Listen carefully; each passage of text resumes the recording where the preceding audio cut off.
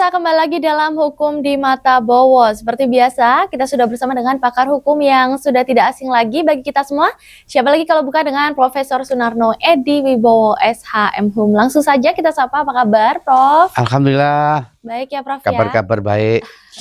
Semoga nggak bosan ya, Prof, untuk selalu memberikan edukasi kepada pemirsa setia Surabaya TV. Iya. Oke. Edukasinya ya, soalnya hukum di mata Bowo sih. Betul. Jadi ada tata negara, ada narkoba, teroris, korupsi, pokoknya macam-macam lah. Paket lengkap ya, Prof. Lengkap, ya. Oke, ya. Oleh karena itu, Prof, teman-teman yang sudah hadir di studio dari beberapa universitas tuh nggak bosan-bosan untuk selalu hadir di setiap segmen kita dan bertanya-tanya langsung nanti di segmen 2 dan 3, boleh ya, Prof, ya? Ya boleh, bukan hanya mahasiswa saja.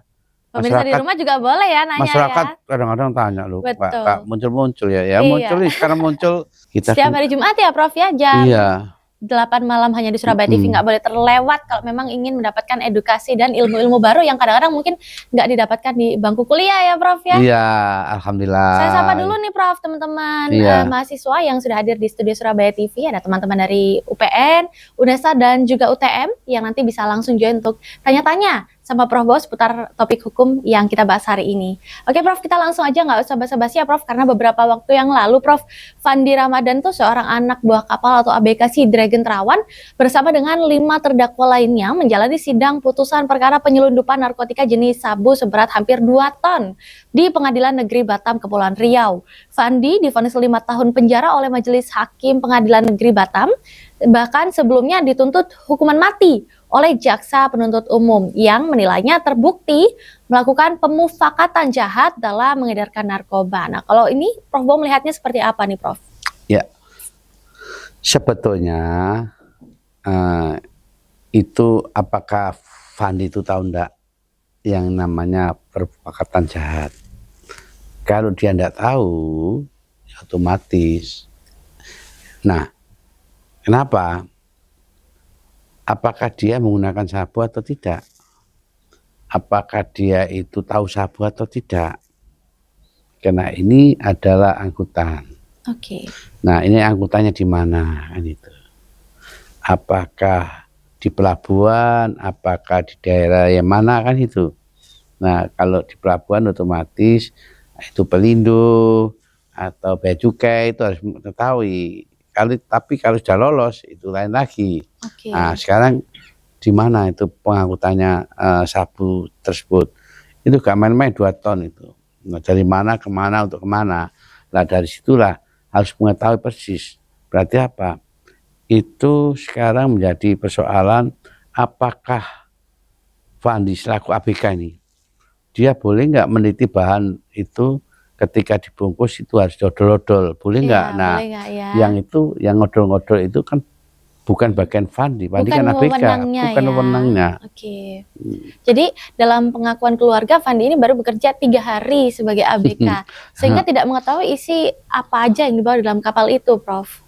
Kalau menurut Prof Bowo, kalau orang tidak tahu lantas tiba-tiba awalnya kan sekarang sudah divonis 5 tahun, tapi sebelumnya sempat divonis dihukum mati. Ini kalau melihat fair nggak fair gimana nih, Prof? Nah, jaksa itu harus tahu dulu, polisi harus tahu dulu. Kalau dia nggak tahu seharusnya kan jangan sampai orang itu hanyalah kepingin memproses perkara atau menuntut perkara kan gitu. Jadi perkara itu harus diteliti dulu, ya kan? Perkara itu jangan hanya dikejauh ya, nah itu ngangkut berarti dia terlibat. Apakah 3 hari itu terlibat atau enggak? Dia kerjanya 3 hari. Nah, dan dalam posisi yang tidak memiliki wewenang untuk mengetahui apa aja isi dari muatan ya. Muatan. Jadi sebagai ABK itu sebetulnya secara hukum lantas apakah secara otomatis bertanggung jawab atas muatan atau enggak sih, Prof? Lah tergantung job description-nya. Kalau job deskripsinya atau rencana tugasnya bukan itu, yang itu enggak bisa. Sehingga tidak. Kalau ABK itu ya, Prof, ya? tidak, jadi seharusnya itu tidak, kecuali dia mengetahui kalau itu sabu, dia diam saja. Nah, apakah dia tahu kalau itu sabu? Apakah dia itu konsumsi sabu? Apakah dia itulah yang menjadi persoalan hukum ini yang adanya ini masih lama karena belum ada produk tentang KUHP yang baru, ya, KUHP yang lama. Jadi kalau bukan KUHP, tapi tetap KUHP itu juga ada narkoba yang baru 1/2023 itu ada, tapi ini masuk Undang-Undang 35 tahun 2009 kalau nggak salah. Nah, memang asas fiksi itu mengatakan demikian. Pokoknya dia melanggar hukum, mesti harus bersalah. Tapi apakah dia itu melanggar, dia nggak tahu. Betul. Nah, dia sebagai salah satu, apakah dia itu memegang enggak? Ya kan, apa nggotong enggak? Nah, karena dia atas perintah juga sama nakoda. Nah, atau kapten kapalnya atau bagaimana. Nah, dari situ posisi itu harus dijelaskan dulu lebih rinci. Jangan sampai ketika di situ ada hubungannya dengan kedapatan atau memang berhubungan dengan adanya dia mengetahui nggak melapor, itu kan nanti proses. Jadi proses harus memang itu prosesnya. Kalau penyidikan di kepolisian itu harus bebas, dia nggak bisa menekan dan sebagainya, sehingga harus ada pengakuan, nggak boleh itu. Nah, akhirnya seperti ini, tuntutan mati bisa 5 tahun. Nah, ini jaksa ini nantinya nggak punya prestasi kalau seperti itu. Nah, makanya jadi penegak hukum hati-hati. Contohnya demikian, apakah seorang pemulung ya nggak taunya dia itu pemulung ya, rokok ini ada rokok dicubit, nggak tahu di situ rokoknya mengandung ganja. Nah, ini apakah bisa dihukum? Lah itulah. Padahal tidak tahu posisinya. Tidak tahu. Tapi asas fiksi itu bahwa kedapatan loh, dia kedapatan meskipun nggak menggunakan. Jadi memang ini harus memang benar-benar pengetapan tentang masalah tentang hukum ini. Sekarang sudah adanya KUHP yang baru itu adalah memang universal judicial. Jadi universal judicial itu adalah ketentuan umum yang hubungannya dengan hukum semestinya seperti itu. Yang baru loh ya. Kalau yang lama ini baru bisa seperti apa yang disampaikan sekarang ini. Jadi kedapatan dan sebagainya dianggap dia itu di sekelilingnya seperti gini. Seorang judi. Nah, kalau judi sih tidak ada masalah ya. Judi dia mengetahui nggak melapor. Ada orang di batasnya di kalangan 5 meter atau 10 meter. Dia tetap kena ketika ada rahasia seperti itu. Karena mengetahui tapi tidak melapor. Nah itu. Tapi dia mengetahui enggak, dikarenakan sabu itu bisa saja, ya toh. Nah, harus di lab dulu. Bahwa di lab kalau itu sabu baru menentukan, oh ini hubungannya dengan sabu yang berhubungan dengan golongan 1, 2, 3, 4, 5 itu kan gitu. Nah itu harus di lab dulu. Atau mengandung sabu enggak kan itu. Jangan sampai nanti itu iya kalau sabu. Nah kalau yang lainnya kimia-kimia ya itulah saya kira yang diragukan seperti itu. Oke, jadi Prof. Fandi ini kan sebelumnya ya didakwa melanggar pasal 114 ayat 2, junto pasal 132 ayat 1, Undang-Undang Narkotika terkait dugaan pemufakatan jahat dalam peredaran narkotika. Meski lolos dari hukuman mati, Prof, putusan itu masih membuka kemungkinan adanya upaya hukum lanjutan dari jaksa. Menurut Prof Bowo, apa yang sebenarnya terjadi di sini? Apakah masih ada kemungkinan dari 5 tahun itu naik atau justru turun atau seperti apa, Prof? Nah, belum final ya keputusannya? Ini belum final dikarenakan tuntutannya mati. Kalau tuntutan mati, jaksa menuntut mati. Jadi kalau ada putusan 5 tahun, berarti jaksa harus banding.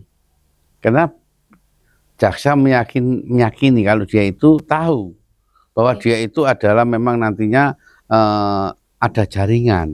Karena ada pemufakatan jahat. Jadi belum bisa bernafas lega ya, Prof, dengan belum bisa. Karena sampai kasasi gitu. Karena tuntutan dan putusannya lebih rendah. Jaksa boleh saja nuntut dan sebagainya, hak jaksa. Tapi harus dipertimbangkan dengan hati nurani. Jangan sampai seperti ini. Harus memilah-milah lah persoalan-persoalan seperti ini. Oke. Nah, Kepala Pusat Penerangan Hukum Kejaksaan ini, Prof, Agung Anang Supriyatna menyebut jaksa menilai terdapat mens rea atau niat jahat dalam perbuatan para terdakwa. Menurut kejaksaan, para ABK mengetahui adanya pengiriman narkotika dalam bentuk kardus yang diterima di tengah laut.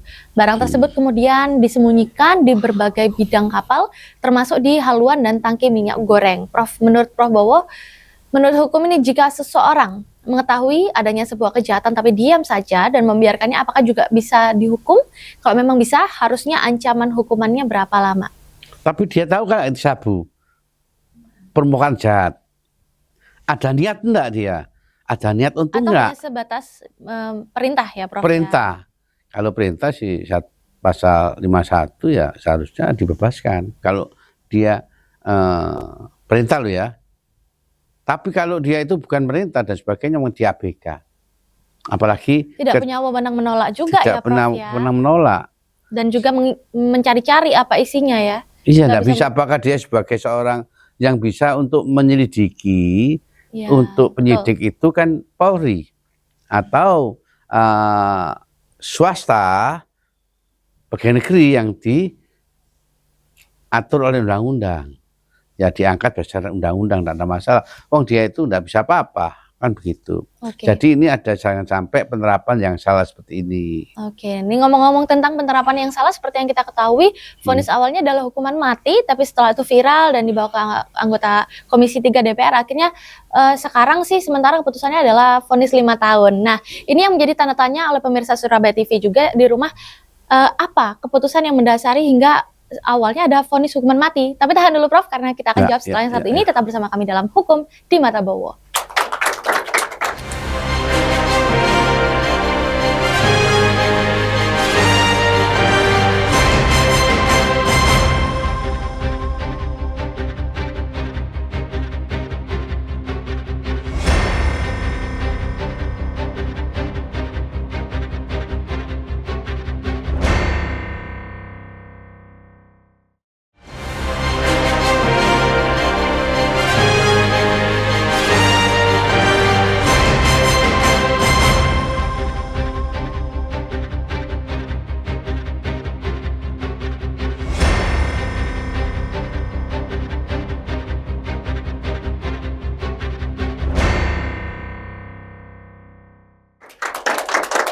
Baik pemirsa, kembali lagi dalam Hukum di Mata Bowo. Menyambung pertanyaan yang terputus di segmen pertama, Prof, karena seperti yang kita ketahui, vonis awal adalah hukuman mati. Lalu setelah berkembang, ada protes dari berbagai pihak, akhirnya sekarang menjadi 5 tahun. Dan Prof Bowo bilang itu belum keputusan final ya, masih bisa berubah juga. Masih bisa berubah. Nah, ini mungkin pemirsa setia Surabaya TV atau barangkali teman-teman yang hadir di studio bertanya-tanya, apa dasar dan keputusan hakim memutuskan awalnya vonis hukuman mati, padahal posisinya ABK ini adalah baru bekerja 3 hari dan tidak tahu apa isi muatannya dan tidak punya wewenang untuk menolak juga kalaupun tahu isi muatannya. Seperti apa nih, Prof? Sebetulnya bebas itu. Jadi gini, kalau dia itu sebagai ABK apalagi 3 hari di bawah perintah tidak bisa apa-apa, katakanlah tidak bisa memutuskan dan sebagainya, seharusnya hakim bisa memutus bebas, free fact. Bukan dia kena. Kenapa? Memang bunyi dari pasal 51 ketika dia di dalam satu hal yang diperintah dan sebagainya, ya toh, apakah dia tahu enggak? Dia itu ABK kerja, kecuali dia itu ada hubungannya. Owner mungkin. Owner atau dia itu menerima uang dan sebagainya. Ini enggak. Nah dari sinilah penerapan hukum yang salah. Sebetulnya kalau kita lihat nantinya, jadilah kalau itu salah katakan salah, kalau itu benar katakan benar. Jangan sampai orang ini nggak salah dipersalahkan. Oke. Lalu apa, Prof, yang mendasari kenapa mereka sempat yakin sekali memvonis hukuman mati di awal, Prof? Karena barang buktinya 2 ton sabu. Zat adiktif itu. Jadi itu menjadi persoalan karena barang buktinya 2 ton. Itu yang cukup memberatkan ya, Prof? Bisa saja. Ini masuk wilayah mana? Ketika masuk wilayah Indonesia, memang apapun bentuknya, saya katakan bahwa sistem di Indonesia itu university jurisdiksi. University jurisdiksi itu universal yang berhubungan dengan hukum. Jadi seperti itu. Kenapa? Ini menyangkut wilayah. Jadi ada hubungannya kalau pidana itu lokus dan tempus, tempatnya di mana, kejadian di mana itu baru. Ketika dia itu keberadaannya di luar Indonesia, baru tidak bisa ditangkap. yang nangkap ya negara sana. Karena wilayahnya sudah masuk ke wilayah daerah Batam, jadi masuk. Karena pengadilan Batam, wilayah Batam, maka diadili di Batam. Nah, ini perlu adanya antisipasi ketika ada seperti ini, jebakan-jebakan itu memang, ya kalau narkoba itu memang jenis kan berbahaya. Ini memang oleh negara memang benar-benar harus antisipasi juga. Ini persoalan-persoalan yang menjadi satu antisipasi negara. Berarti jangan sampai ini nanti akan terjadi loss-loss. Benar itu, saya juga setuju kalau itu. Tapi memang proses hukum nggak sesederhana itu, nggak seketika orang seperti ngebiak Uya itu ya nggak bisa itu.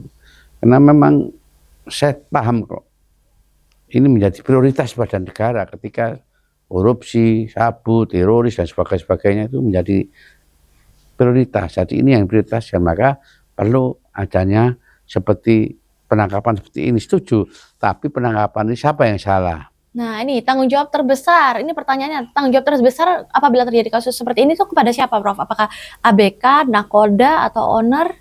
Ya, sebetulnya spaman ketika dia itu katakanlah dari mana ini?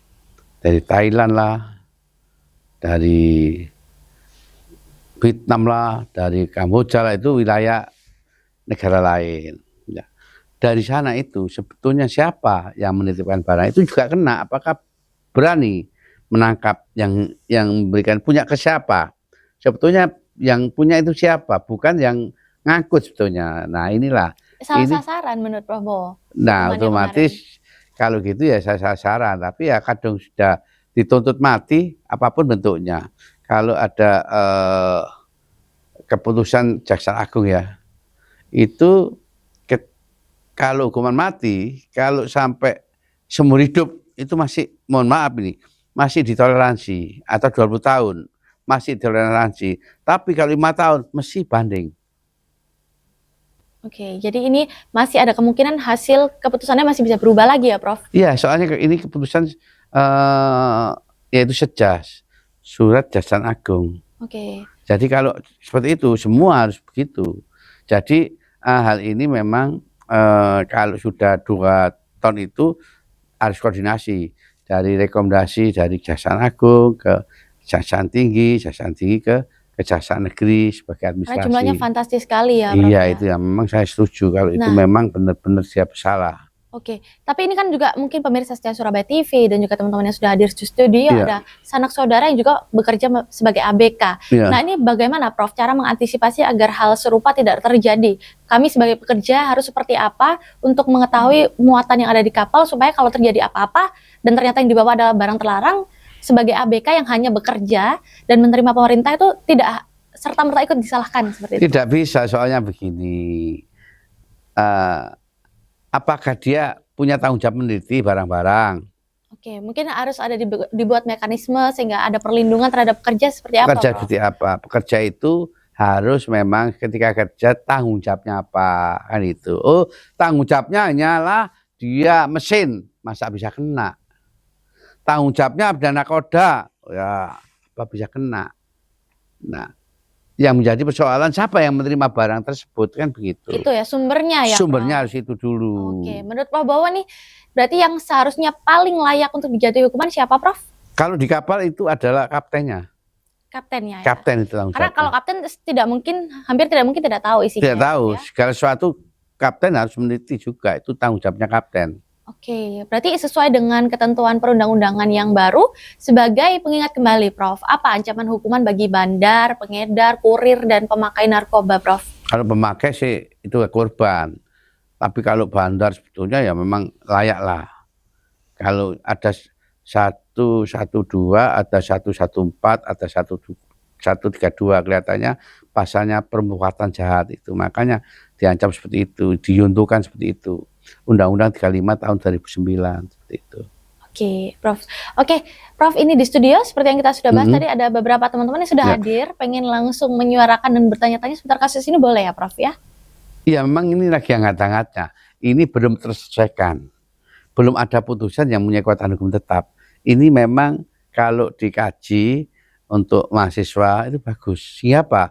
Sehingga bukan teoritis saja, Tapi faktanya seperti ini, hukum Fakta di itu. lapangannya sudah ada Nggak dan bisa, terjadi ya, hukum itu Prof. hanya teoritis, tapi faktanya seperti ini. Padahal kalau menurut pandangan hukum, prospek hukum, itu ketika nggak tahu seharusnya dilepaskan. Oke, jadi fakta di lapangan dengan teori bagaimana prakteknya berjalan sesuai atau enggak, langsung saja kita berikan kepada anak-anak untuk bertanya, boleh ya Oke, Prof? Ya? boleh. nggih. Silakan, waktu dan kesempatan kami berikan. Baik, izin Prof, perkenalkan nama saya Ahmad Akil Al-Zuardi. Saya adalah mahasiswa dari Fakultas Hukum UPN Veteran Jawa Timur. Nah, saya ingin bertanya nih Prof, dalam memutuskan suatu perkara, hakim biasanya memegang asas proporsionalitas.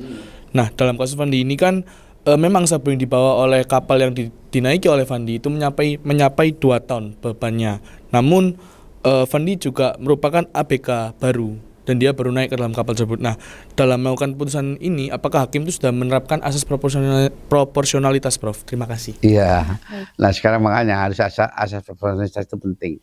Yang proporsionalitas itu penting. Hakim harus profesi. Jadi jangan takut ketika 2 ton dibebaskan, nanti hakimnya dilaporkan, jangan itu. Oke. Nah banyak karena masyarakat ketika ya inilah yang menjadi salah satu acuan bahwa hakim harus proporsional, ya. Yang dimaksud hakim harus proporsional itu, kalau salah salahkan, kalau benar benarkan, kalau nggak salah bebaskan, kalau salah dihukum. Tapi di sini itulah yang menjadi tanda tanya, Betul. tanda kutip seperti itu ya, sehingga angan-angan masyarakat, aduh, nanti kalau saya bebaskan, nanti saya dibawa, nanti kalau dilaporkan, nanti ke sana, kemari, ke sini, ya itulah nggak proporsional. Tapi memang masyarakat semakin lama semakin jangan sampai hukum itu seperti apa yang menjadi persoalan. Contohnya ini salah kok dibebaskan. Nah, hakim nanti ada nyinyirnya seperti itu. Oh, ini benar kok disalahkan. Nah, oleh karena hakim itu adalah wakil Tuhan, jadi harus hati-hati. Jadi jangan sampai orang nggak salah dipersalahkan. Ya seperti ibaratnya bermuka cermin dibelah, jangan seperti itu. Kalau dalam kasus Fandi yang memang dalam kondisi baru bekerja 3 hari dan tidak Karena tahu 3 hari. istilahkan, apakah dengan vonis hukuman mati di awal sudah sesuai dengan asas proporsionalitas Kalau saya- atau belum, Prof? Enggak, karena dia 3 hari. Kecuali sudah berbulan-bulan, bertahun-tahun lain ya. Lain Dia ya, tahu, Prof, ya. ini 3 hari. Kalau gitu jangan sampai kalau bekerja ini orang takut semua 3 hari atau 1 hari tahu-tahu kena. Nggak ngerti apa-apa Nah, kena nggak ya, ngerti Prof? apa-apa. Nah inilah, maka dengan demikian jangan sampai ya orang itu jebakan dan sebagainya itu jangan sampai seperti itu. Kenapa? Seringkali persoalan-persoalan narkotik ini menjadi jebakan-jebakan itu harus dihilangkan. Kalau itu memang benar dia itu salah ya salahkan. Kalau dia pengguna gunakan, kalau dia pengedar, kalau dia bandar, ya kan? Oke. Kan begitu. Ini Kalau itu pabrik kan itu. muncul stigma, Prof, di masyarakat, di pemirsa setia Surabaya TV. Jangan-jangan nih, Prof, karena kasusnya viral aja, makanya dari vonis hukuman mati menjadi 5 tahun. Kalau nggak viral, jangan-jangan masih tetap dengan vonis hukuman Oh, mati. kalau nggak viral bisa saja, makanya mahasiswa, masyarakat, netizen ini viral itu. Kalau nggak viral bisa mati itu, karena viral. Coba nggak viral, mati, yakin. Kenapa? Karena ya itu tadi, karena nggak proporsional itu. Oke, jadi Jaksa ya harus proporsional, penyidik harus proporsional, semua harus proporsional, jangan sampai memainkan tentang satu jenis perkara. oke. Nah, ini kalau misalnya, Prof, ternyata Fandi ini sebetulnya tahu tapi diam karena takut dan karena butuh pekerjaan. Ini apakah bisa kena hukum, Prof? Kalau tahu, ya toh, Tahu tapi diam. diam. Nah, apakah Fandi tahu namanya yang dimaksud sabu? Tawas juga kayak sabu. Tepuk Garam juga ya kayak sabu, tepung nggak sabu. Kita nggak bisa Oke, bahwa itu menyatakan bahwa sabu. Setelah diteliti baru, setelah dilab baru. Harus lihat loh ya, jangan sampai orang itu, oh ini sabu, banyak itu tawas ya sabu, tepung sabu. Gitu? Oke. Garam kayak sabu.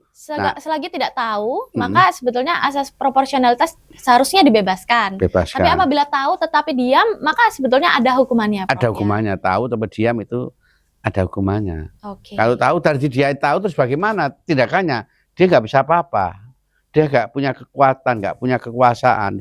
Tahu terus melapor di mana? Ini tengah-tengah laut. Komunikasinya sama siapa? Itulah yang harus diketahui persoalan hukum itu waktu, tempat, ya toh, kondisi dan sebagainya itu harus dipertimbangkan. Oke. Ini di laut tuh ya, kecuali di darat juga salah dia. Kalau di laut terus dia lapor kemana? Oke, itu juga harus menjadi pertimbangan ya bagi hakim ya, Prof, Iya, ya. hakim tahu. Oke, kita lanjut ke pertanyaan selanjutnya. Silakan, waktu dan tempat kami sediakan. Permisi Prof, mohon izin. Perkenalkan, nama saya Aditya Ferians. Saya mahasiswa Fakultas Hukum UPN Veteran Jawa Timur. Di sini saya izin bertanya Prof mengenai apa yang tadi disampaikan dan disinggung, bahasanya para jaksa ini dalam kasus ini itu menuntut hukuman mati. Sedangkan yang kita tahu, berita terbaru saya baca dan saya dengar juga bahasanya jaksa ini melakukan permohonan maaf ke semua publik, ke DPR juga Prof, di Komisi 3. Dan di sini ada gonjang-ganjing dengan kepastian hukum yang ada Prof.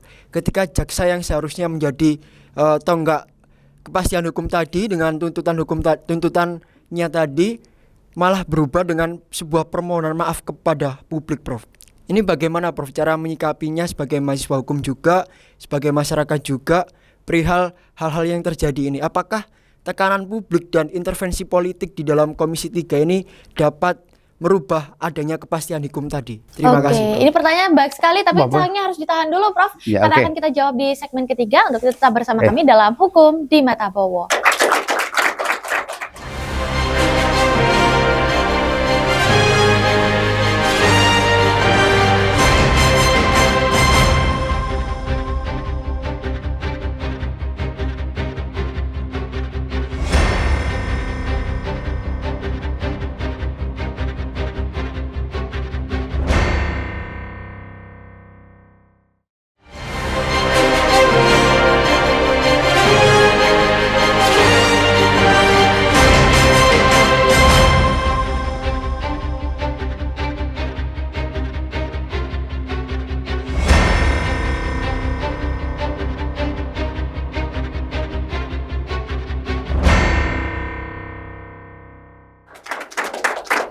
Baik, pemirsa, kembali lagi dalam Hukum di Mata Bowo. Menyambung pertanyaan yang sempat terputus tadi, Prof. Silakan, mungkin mau langsung dijawab, Prof. Kalau jaksa sudah maaf itu seharusnya tahu bahwa salah kan itu. Oke.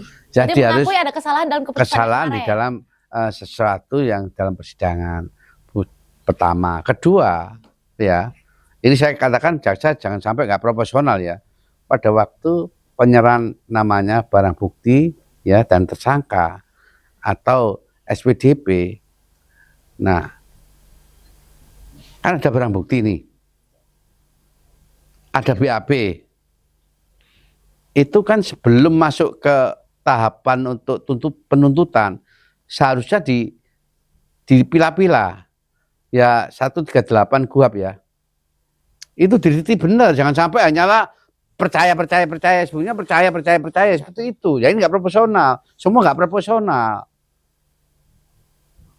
penyidik juga nggak proporsional, jaksa nggak proporsional, hakim sebetulnya itu ada naluri sebetulnya, seharusnya hakim juga membebaskan, seharusnya begitu. Kenapa? Karena 3 hari kok. Masa dia sebagai kerja 3 hari dioker itu, ya toh, dosnya atau di barang di oker tidak boleh. Nah itulah yang menjadi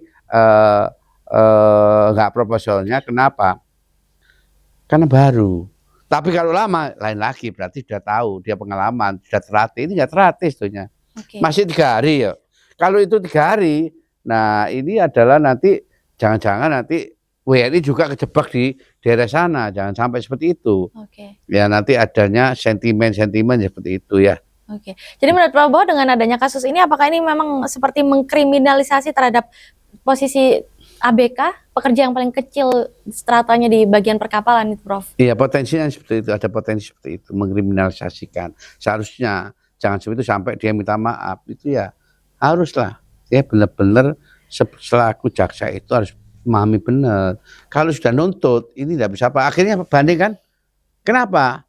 Karena terjebak oleh kondisi sesuai dengan surat apa yang dimaksud dari Kejaksaan Agung. Kalau Kejaksaan Agung itu kurang dari 2, katakanlah ya, ini dituntut 5 tahun, ya toh, dia diputus katakanlah tahun, mesti banding. Harus 2/3 dari tuntutan, baru nggak banding. Itu seperti itu. Oke, baik. Ya. Jadi ini masih ada episode selanjutnya, masih panjang ya Prof ya? Belum Ya. berhenti sampai di sini ya Prof? Belum. Oke, baik. Silakan kita lanjutkan ya Prof dengan pertanyaan selanjutnya, waktu dan tempat kami sediakan. Izin bertanya Prof, saya Media Rizka Putri, saya mahasiswa hukum Fakultas Hukum Universitas Negeri Surabaya. Dalam pasal 27 ayat 1 Undang-Undang Dasar 1945, segala warga negara bersamaan kedudukannya di dalam hukum, pemerintahan dan wajib menjunjung hukum dan pemerintahnya itu dengan tidak ada kecualinya. Jika kasus yang sama terjadi pada orang yang memiliki kekuasaan atau jabatan, apakah vonisnya akan sama seperti yang akan diterima Fandi? Terima kasih, Prof. Baik Iya. sekali Prof. Iya, bagus ya. Gimana nih Prof? Sama ya di mata hukum ya, kedudukan yang sama, hak dan kewajiban. Apakah praktiknya juga sama Prof? Seharusnya ya nggak boleh begitu dong, sama. Kalau meskipun nggak Fandi, nggak apa dan sebagainya, dia harus proporsional. Apapun ketika perkataan yang proporsional, bukan prop loh ya, proporsional. Harus memang sesuai dengan kenyataan dan fakta. Jangan sampai ini hanyalah asumsi. Jangan sampai ini dikarenakan besarnya barang bukti. Karena 2 ton loh ya. Saya memahami sebetulnya. Ya, lah inilah pekewonya ketika hukum itu adalah rasa seperti ini. Sehingga apa? Sehingga jangan terulang kembali bahwa nantinya orang menganggap orang salah dibenarkan, orang benar disalahkan. Ini adalah sudah image. Ini adalah image di masyarakat seperti itu. Nah, mudah-mudahan dalam KUHP yang baru ya juga ada tentang masalah yang berhubungan dengan narkoba ini harus hati-hati lagi ya. Jangan sampai seperti itu. Oke. Ya. Tapi secara hukum Prof, apakah hanya karena seseorang itu berada di lokasi tersebut maka lantas dia dianggap tahu, Prof? Ya itulah, itu seharusnya gitu. Nah, yang dimaksud perbuatan melawan hukum atau yang dimaksud melakukan tindak pidana itu ada fatnya, ada niatnya, ya kan? Ada niat jahatnya itu ada. Kalau nggak ada niat nggak boleh dong, ya toh. Oh ya, contohnya nanti saya sudah ada niat. Nanti ketika saya nanti di jalan katakanlah, nah, ketika apa ya? Nanti kamu nanti saya sini akan saya tabrak. Ada niat itu. Itu niat ya, Prof? Ya, ini nggak ada niat ya. Nggak bisa sebetulnya. Tapi memang ketika sampai jaksa itu minta maaf, berarti seharusnya maaf itu adalah sebagai salah satu alat bukti. Seharusnya dia harus dibebaskan. Karena ini terbentur masalah aturan ya seperti ini. Makanya harus hati-hati. Jangan sampai ini terulang terus. Ya contohnya seperti itu. Oke, karena sudah ada minta maaf, berarti ada koreksi. Sehingga menurut Prof kalau sudah minta maaf seharusnya dibebaskan. Dibebaskan, ya, Prof, berarti ya? ini seharusnya ditarik kembali atau bagaimana. Ya kadang sudah diputus, apapun tidak dijalankan, tapi minimal ditarik kembali bandingnya itu. Oke. Jadi baik. tidak ada masalah, supaya tidak akan menjadi satu diskusi-diskusi di seperti ini. Di ruang publik ini kan diskusi. Apalagi ada mahasiswa ya hukum situ, supaya tahu ya toh akhirnya apa, ini pun dilihat semua baik akademisi maupun masyarakat.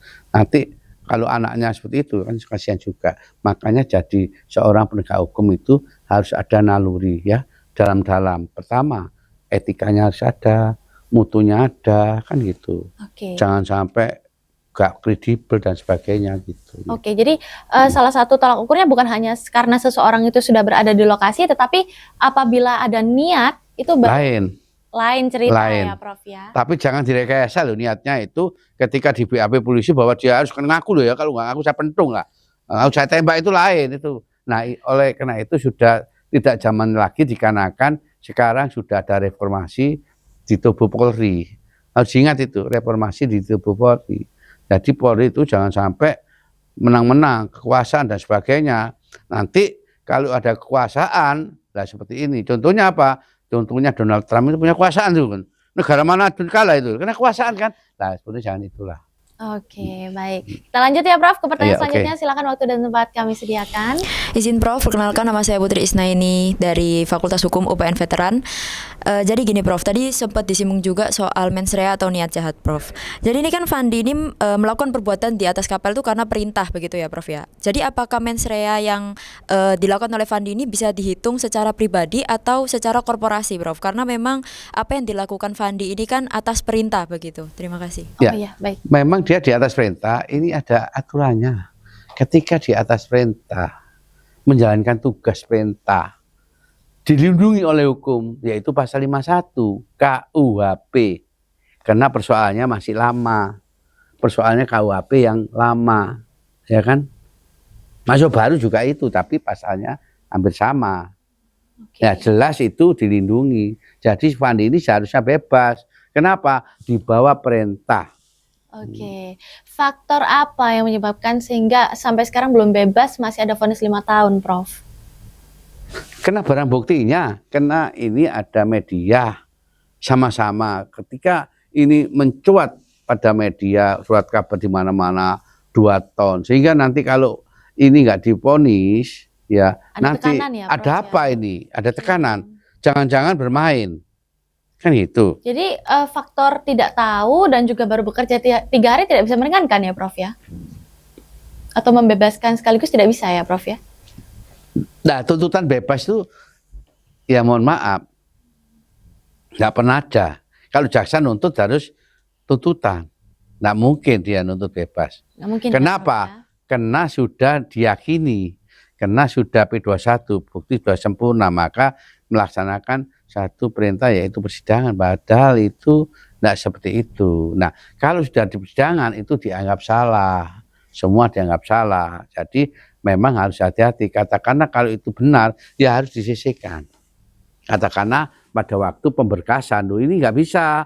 Kenapa? Karena ini masih 3 hari, karena di bawah perintah dan salah. sebagainya. Itu seharusnya Seharusnya dari awal itu kemarin dari ya. awal, pada waktu penyerahan, yaitu berkas, itu seharusnya disisir dulu. Nah ini dianggap salah lah, itulah. Maka Ini sudah terlanjur berarti sudah nggak bisa ya, Prof ya? jangan sampai ini menyangkut nasib orang kok terlanjur. Oke. Jadi ini hanyalah sebagai satu cermin ya, bahwa penegak hukum sudah minta maaf, ini harus benar-benar jangan sampai ada lagi. Kan sudah minta maaf. Berarti apa? Dengan permintaan maaf ini sudah dia tahu, oh iya saya salah ya.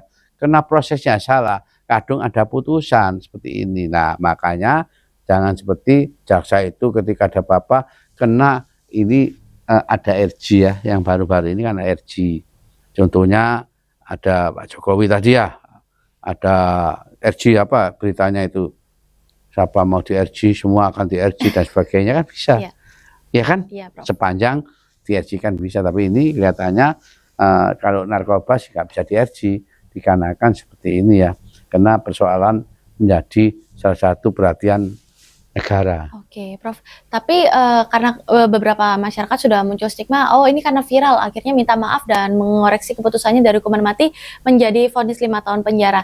Andai kata ada kasus lain yang serupa tetapi tidak viral dan luput dari permintaan maaf atas kesalahan dari penegak hukum, seperti apa, Prof, cara mengantisipasinya agar ke depan tidak terulang lagi untuk kasus-kasus lain yang tidak viral? Bisa bablas, makanya yang tadi hakim punya asas yang proporsional, jaksa ya sama, kenapa penegak hukum punya asas proporsional, kepolisian ya gitu, proporsional juga harus itu sama, karena itu APH.